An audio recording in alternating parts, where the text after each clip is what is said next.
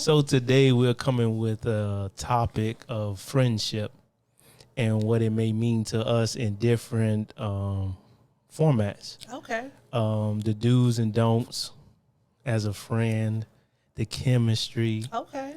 the commitment, the what else? Trust. The trust. The trust and commitment that's together, right? Right. Okay. And should male and females be friends, Okay. or should they be allowed to be a friend? Or is it such thing as? Right. Okay. Right. All right. So, I guess the reason for the topic is because T and I are friends, and we've been friends for many years. How many years has it been? Since middle school. Since middle school? When I don't even know when I met you. I never had a class with you. You know that? But you was at Parkway. Right. Because we kind of, we didn't see each other at Murder Grove because I left after third grade. You was there for a day. So I was there from, that duration up until third grade. And then you went to Parkway. Right. So did I know you 6th grade, 7th grade? That's what I'm saying. I never had a class with you. It's just we always vibe together. I guess our friends introduce us, and it's like, when you just... When I came around, I was friendly. You wasn't. You was a little introvert. Oh, my goodness. So I had to open you up. I think I'm friendly. Did I grow? Now? Okay. But then, I ain't gonna lie, then you probably was, but I didn't know. I was friendly. Okay. I think so. Okay, no problem. Because you had a lot of friend girls, like a lot of girlfriends. Yeah. Yeah, you did. So. I was talkative then, too. Oh, man. This is just nonstop. But it was always positive, right? For the most part, nothing negative. But yeah, I was talking. Okay, so yeah, us being friends, we always, not for just us, but the friends I have had throughout my life. Okay, there were certain conditions that we based our friendship on. Oh. Now, the fact that some people may have crossed it between other friends that I have seen, all right, we still are friends. Okay. And I feel like at the same time, there is boundaries that shouldn't be crossed. Right. And I'm going to ask you, okay, what do you think those boundaries are as friends? Well, now, before you go deep. All right. I'm talking about two girls being friends. Okay, two girls. Or a group of girls being friends. So what do I think about that? Yeah, the boundaries they shouldn't cross. Well, I'm a friendly person because you might have some women out there just might say I don't have those girls or those group of women as friends, but from my experience, because I do have a group of friends. And it's a lot, maybe over 5 to 7 plus that I really consider like, you know what, that's my sister. Even though we're not blood, but sister equals best friend. You know what's going on. And so it's very important. Like, I value our friendship because, and I thought about this a couple of days ago, like the people who knew you when you were young. Right. Along with family, because some family members can also be your close friends, but so the people that really know you when you were yourself younger, I feel that they're there to remind you, basically, don't lose yourself. And, because I've lost myself once upon a time in my life. But the people who I call like sisters, and we talking to the women relationship, it's just they pulled me through a dark place. They didn't rush. They didn't judge. Okay. They allowed me to be me. They allowed the situation to basically unfold. But they kept reminding me of who Terica is, who Terica are. Like, so I'm just like, what? So it kind of feels good when you're in that dark place, especially no judgment. Right. Like, they're there to pull you through. Okay. So I value friendship. The people I keep around in my circle, we're not negative people. We do a little girl talk. Okay. If you want to say gossiping, but it's just very small, a little girl talk. We women. But it's not where we got to sit here and talk about people for minutes or hours. We don't get down like that. We're mainly talking about growth. We mainly like catch up how you doing, how the kids are doing. We mainly like there for each other, give each other resources. It's just a positive group that I have. And of course, we don't have to talk every day. Right. I don't have to see them every day. Right. So you have select few that you do talk or see more often than the others, but the quality of the friendship for all of my queens is still the same. And so just to pretty much, that's it. So that's the do's for you. Those the do's. Those the do's. Okay. So what about the don'ts? What lines these women shouldn't cross? The don'ts, me and my girls, me and my queens, that what we don't do, we're not going to tell you what you need to do in your life. Okay. You understand? Just to sum it up, we don't have to say, girl, you need to do this, do that. We don't do that. We'll ask questions for you to answer it yourself, and then however you direct or go, you drive yourself. So our relationship, we don't have to say, girl, you need to leave this person, you need to leave. No, we don't bring that up. It's just, so how are you feeling today? So what's going on? How you doing? How's the relationship? How's the kids? And you know, that's how we communicate. Ask questions so the other person can probably say it out loud and be like, oh, okay, I like a little check. But that's that when it comes to the don'ts. Like, we don't tell each other what to do. We grown women over here. Okay. That's the mainly don'ts. Okay. So for me, go ahead. Because then I'm gonna take it to another point. Okay. So the do's is in a relationship or friendship, is communication. You know, to stay connected, some form, some way. Checking on the kids, checking on, you know, how you're doing just mentally, right? Financially, physically, emotionally, spiritually. Those are the do's as far as relationships. Sometimes, you know, you could just sit there and just talk to your friend for hours on end about different things that goes on in their lives. Right. So I conclude that as a do, you know, and it can be, I mean, just from the time, hey, bro, this happened to me last night. I had a weird dream or something like that. What you think it is? So, you know, just helping your friend is another do. Right. You know, you're supposed to be there to help. Like, that's when you regularize who's your friend. And, you know, when nobody's there, who is there? Exactly. You know, the ones that's supposed to show up to funerals, the ones that's supposed to show up when the baby is born, the ones that supposed to, even if they don't show up, right? During the birth. Right. Or they don't show up during the death of someone, family member, because they have their life to live, right? They check in. You know, so that's another do. Right. You know, make sure you check in on your friends, and then you will see that, shoot, this person value me as a friend. This person is close. You know, and even if they missed out, let's say, because you and I hadn't had a connection for a couple of years. It was. We didn't talk or anything like that. Right. But when you found out this and that happened, you showed your condolence, you know, when my grandma passed, and I wish I was, you know, and that shows that you are concerned, you know, and I'm not mad at you. I wasn't angry, and none of my other friends. I wasn't mad because I understand certain friends I had to learn, like, they don't know how to deal with certain phases that happens in a person's life.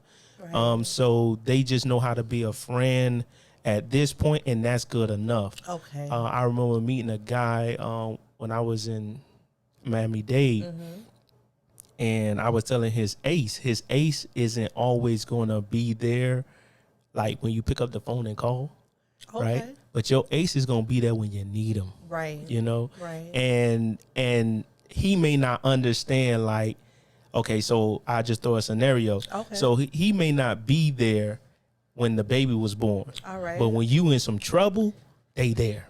Of course. I had a friend of mine's, like, I literally got, and shout out to Dex. Okay. I had a friend of mine's, I was stuck. I had worked on Okeechobee at FedEx. Okay. And I got stuck on the highway, ran out of gas. Okay. Right? Because I had a Cadillac DeVille. All right. So the little gauge was digital. Okay. And that digital gauge was telling me that I had so many miles to go. Okay. But and you kept going? I was like, I'm gonna make it. You trusted? I'm gonna make it. Okay. But then all of a sudden I didn't. Okay. So I tried to call everyone. Some people didn't pick up the phone, which was fine because it was like, early in the morning. Gotcha. So it's probably like 6, 7. So I just hit up Dutch, and when I did, he came. Now, mind you, he had a brand new car at the time. All right. Well, it was newer to him, but it was a brand new car. Okay. And literally, he pushed me. Like, he pushed my car with his car. He pushed my car so I can get off the highway. Oh, wow. And I told him, bro, I'm indebted to you. You know, because what man would really like put like brand new car, make sure I was good. That's you know, in that manner. Now we could have went to go get the gas tank and then came back. But no, he said, bro, let's get your car out of the road. Right. You know, because I was on the highway. And I was like, man, I appreciate that. And there's some other things that took place. Okay. But these are the do's, being there when you need and stuff like that. And I think the don'ts are, it's kind of limited because you got to be your brother's keeper. Okay. You know, you got to be your sister keeper. Okay. And being that there, but I think there is still rules. So rules to don'ts, right? Mm-hmm. So as a friend, what don't I need to be doing to make sure I keep a good friendship? And I think it comes down to insulting friends. Okay. Because I think about it in a different realm. If I'm your friend, right, I shouldn't insult you, right, criticize you, right? I shouldn't make you feel bad. But what I should do is be honest in certain conditions. Like, I feel like if you was going through something, right? All right. Or any one of my friends was going through something, I feel like I should be honest. But I should not talk to you in a certain manner. You know, I shouldn't criticize your situation. Like, for example, I'll give you an example. One of my friends met a girl, and that girl was bad for him. Like, I found out she was cheating, you know, in these, you know, certain scenarios, right? Okay. I feel like I should be a friend and not say to him, right, you shouldn't. I told you not to date that girl. Right. I knew she was bad for you. Okay. You know what I'm saying? I feel like I should come to my dog and feel, hey, bro, you need to check your girl, bro. Right. You know, like, take a picture. I took a picture. Look where your girl at. You get what I'm saying? Right. So, but other than that, I think that's one of the don'ts you don't do. You don't criticize. You don't ridicule your friends. I have a question. Yes. So by you taking a picture and you send it to your friends, right? Mm-hmm. Do you feel that each person wants to really receive that information? Because some people probably would they probably already knew in their relationship. They didn't need their friend to probably send them the confirmation. But do you feel like most people are, you know, genuinely like, you know what, if you see something about whoever I'm talking to, my significant other, yes, send it to me. How, like, I don't. So when, let's say my dogs, my homies. Your homies, okay. Right. So if they're in a relationship, I would try to ask them or just see how they are as a person. Right. You get what I'm saying? So I learned this from my mom. If you see something, you got to say something. And this is with my brothers. She used to tell us, you know, if you see your brother's girl doing XYZ, you know, you need to say something. Gotcha. Now, if they need proof, because some friends like, yo, bro, show me. You get what I'm saying? Or some of them, they be like, just tell me, and I'll figure out from there. Gotcha. But I believe in just the step one is just to actually say something. Okay. There was a feeling that you made me feel, but I can't recall it. I can't mimic it anymore. Right. Okay. But basically, it's one of those situations where you just need to say something. And I already said that, but it was within that context of you seeing a girl. And should you say something? Right. And I feel like what I wanted to say to that condition, what about helping your friend lie to get out of a situation with their mate or the person that they're thinking? So what you think about that? Thank you, Queens, for not putting me in that predicament to where I need to be your cover up. Okay, we are some grown women. If you do your dirt, don't include me and my friends. They don't include. I agree. Okay, not to say it never happened to me in my life, but just to fast forward to my, and speaking of the girls friendships, none of those queens, I had to be the cover up, and thank y'all for that. But I'm gonna give you a scenario, and you tell me what you think from the scenario. Can I answer first? Okay. My own question. Go ahead. I'm sorry. So for me, I'm covering for my dogs. Okay. And then I'm gonna tell my dogs, right? Okay. Like, listen, don't put me in that situation. Okay. You know, and thankfully, none of my dogs or none of the homies, they never put me in that type. Right. Now, I will look out for them for the simple fact that I don't want my dogs to get in trouble. But I will let them know, like, bro, don't.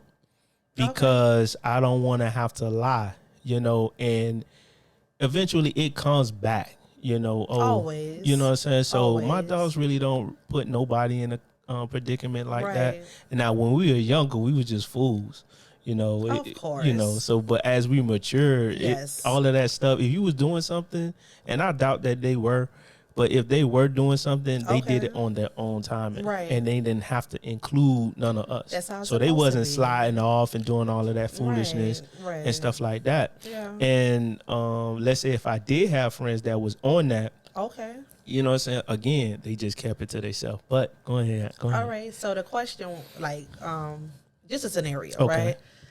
So how would you react to this? Just a scenario. If your homeboy call you, right? He's married. Okay. Your homeboy's married, and he's probably going through a really bad patch. Like him and his girl might be arguing. Okay. And he said, "Yo, come pick me up." Okay. But she like, DP, you better not bring your behind over it. Like real talk, serious, heated.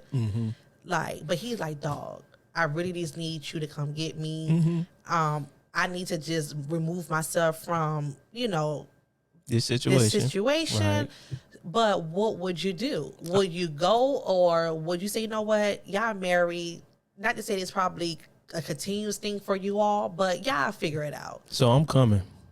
Okay. I'm coming, regardless of what his wife is saying. You know, I'm coming because I don't want it to escalate to something bigger. And even if I cannot come, I'm calling somebody else so they can do it. Okay. You know, and the more, the better. So I was actually placed in that type of situation, but they were not married. And actually, I got swung on by the female. Wow. You know, and I took it to the chin because because it got physical, and that's why I will always be there for my dog. Okay. You know what I'm saying? Because I was trying to break it up, and that's what made me get swung on. So, and you know, it is what it is. I was doing it for my dog. I risked that. Okay. You get what I'm saying? And I didn't want it to be that, you know, and it's fine. It was nothing to it, but I will always be there for my dog if I can help it. And the reason why, because I don't want to see none of them in a situation where they can't take care of their family, their kids, mess up their, you know, record and all of those things. So I will try to be there. And that's how I see it. I gotta be there. That's the point of being a friend. Can you ask me that question? I am. I'm coming to you. I'm gonna throw that ball over there. All right. Okay. I'm sorry. So what about you? If I'm thrown into that predicament, I understand when you're coming from, because I feel like you're the male, the masculine of the situation, but as a woman, right? So if I get a call from one of my girls and they're probably, her and her husband might be really going through a rough patch, and she was like, well, T, come pick me up. But as a woman, right? But I hear your husband in the background like, motherfucker, bitch, all that shit. Don't you bring your ass to my motherfucking house. I'm talking about real shit. Yeah. If it gets down like that. Yeah. So guess what? As a woman, I'm not coming to your house. Okay. You understand? Because I'm too feminine. And if he put his hands on me, right, this finna fuck up everybody's life. Right. Because I'm a woman. So whatever verbal or physical maybe the couple might be accustomed to, now you're trying to add your close friend. Right. But of course, as a girlfriend and girlfriend, I'm going to ask you, are you safe? Right. That's number one. Number two, I'm going to probably find another resource for you that I know is the right person to walk into that environment. Okay. So for me, I'm going to be on the phone. Right. I probably will be nearby. Right. But if your husband telling me, don't you bring your ass to my house, I get it. Guess what? I have to respect that man because I will be the one in the wrong. He told you don't come. Right. But you still showed up. Right. And then boom, something happens. Right. All hell go break loose. Right. So for me, I like to avoid. So I agree with you, being that it's a female and the male is saying that, to you. So I'm in agreement with it. I would say basically the same thing. Either bring your dude with you, because men when they see another man, they kind of calm down. Sometimes it may not. Sometimes I just want to avoid it. Right. I just want to avoid it. Right. So if I'm dating, someone, and her friend is going through, and literally the girl is because the girl ain't calling for no reason. Right. She needs help. Of course. So at that point, if she does, I would say to her, let's go.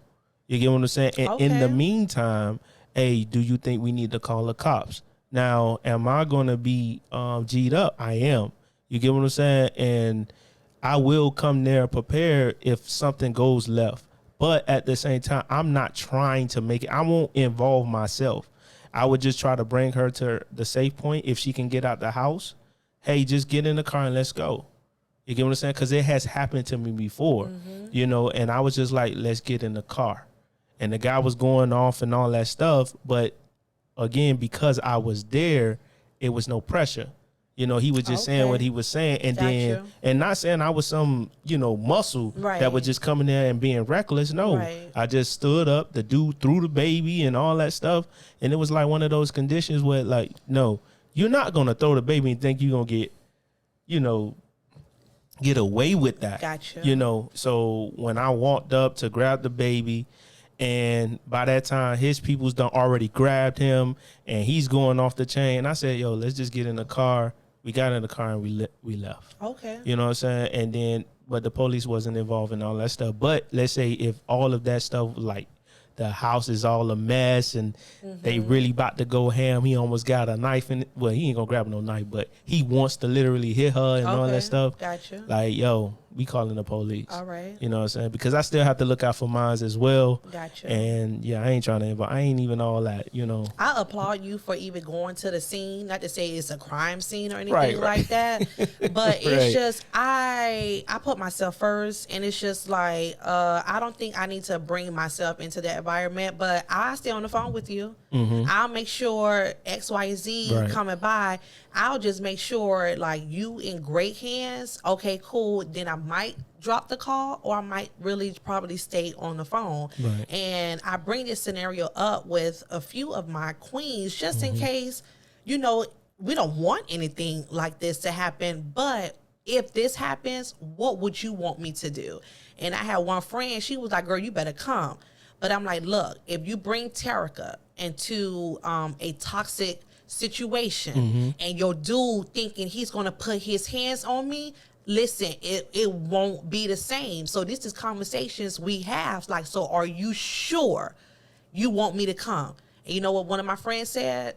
She thought about it. She was like, well, just probably park around the corner or something, or I'll probably walk to you, because I'm letting you know. See, I'm letting you know, like, you just have to hypothetically, because you dragging your girlfriend thinking she Captain Saberhole or some shit. I ain't no, listen, as a woman, I'm not no Captain Saberhole, especially if you're married. Right. You understand? So if your husband is telling you and the girl on the phone, don't you bring your ass over here, guess what? You just listen. But if you telling me still to come and he put his hands on me, okay, Channel 7 News. But we can move on to something else. I was just asking what were your thoughts about it. I feel like that's one of the do's and the don'ts. Like, you really just hypothetically have those conversations with your girls based off if you really know what's going on in their personal marriages or relationship. Like, girl, so if I get this crazy phone call, how you want me to handle it?